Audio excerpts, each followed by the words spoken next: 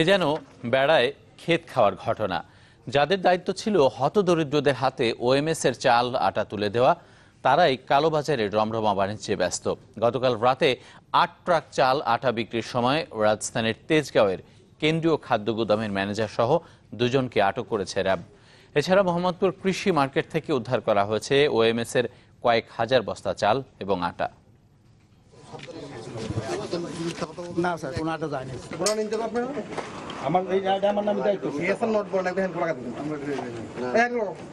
সরকার নিম্ন আয়ের মানুষদের মাঝে কম মূল্যে আটা ও চাল খোলা বাজারে বিক্রির জন্য ঢাকার 141টি স্থান নির্ধারণ করে দেয়। কিন্তু গত কদিন ধরেই কেন্দ্রীয় খাদ্য গুদাম থেকে চাল ও আটা 141টি স্পটের বেশিরভাগ জায়গায় বিক্রির জন্য বের হয়নি। এটা তো কোনো ব্যবসায়িক সেন্টার না, আমাকে বলেন এরকম ব্যবসায়িক সেন্টার এটা শ্রীমঙ্গল যাচ্ছে কেন? এবং শনিবার রাত 10টার পর থেকেই র্যাবের ভ্রাম্যমাণ আদালত অভিযান শুরু করে কেন্দ্রীয় খাদ্য গুদামে। বিকেল 5টার পরে কেন্দ্রীয় খাদ্য গুদাম থেকে কোনো ট্রাক বের হওয়ার নিয়ম না থাকলেও সন্ধ্যার পর বের হয় 8টি ট্রাক। পথেই তা আটকে দিয়ে জব্দ করে র্যাবের ভ্রাম্যমাণ আদালত। এ সময় খাদ্য গুদামের ম্যানেজার বলেন, এসব তার দায়িত্বে নেই। গোডাউনটা আমরা ব্যবহার করি না, শুধু বস্তা রাখি। কিন্তু এখানে আটা ঢুকার তো সুযোগ নেই। এটা হলো এটা কর্তৃপক্ষের অনুমতি নিয়ে সেখানে রাখা হয়েছিল, সেখান থেকে দেওয়া হচ্ছে। চালটা আমরা দেই, আটাটা ওরা দেয়। কর্তৃপক্ষ কে? আমাদের ডিজি অধিদপ্তর থেকে। তবে এই অভিযান চলার সময়ও কেউ ভাবেনি আরো বড় ঘটনা ঘটতে যাচ্ছে। প্রাথমিক কিছু জিজ্ঞাসাবাদের পর র্যাবের ভ্রাম্যমাণ আদালত কেন্দ্রীয় খাদ্য গুদামের ম্যানেজারকে নিয়ে অভিযানে যায় মোহাম্মদপুর কৃষি মার্কেটে।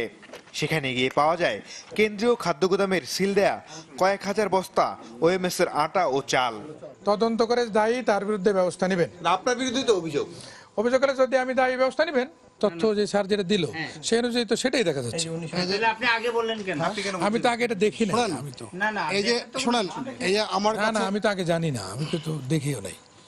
তবে র্যাবের নির্বাহী ম্যাজিস্ট্রেট বলছেন, গত কয়েকদিন ধরে এই চক্রটি ওএমএস এর চাল ও আটা বিক্রি করে আসছিল।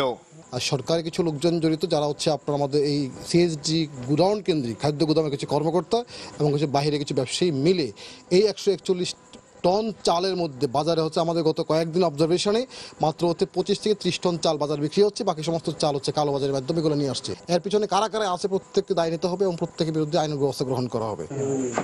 অভিযানের একেবারে শেষ সময়ে এসে আটক করা হয় কেন্দ্রীয় খাদ্য গুদামের ব্যবস্থাপককে। মাসুদুর রহমান, চ্যানেল 24, ঢাকা।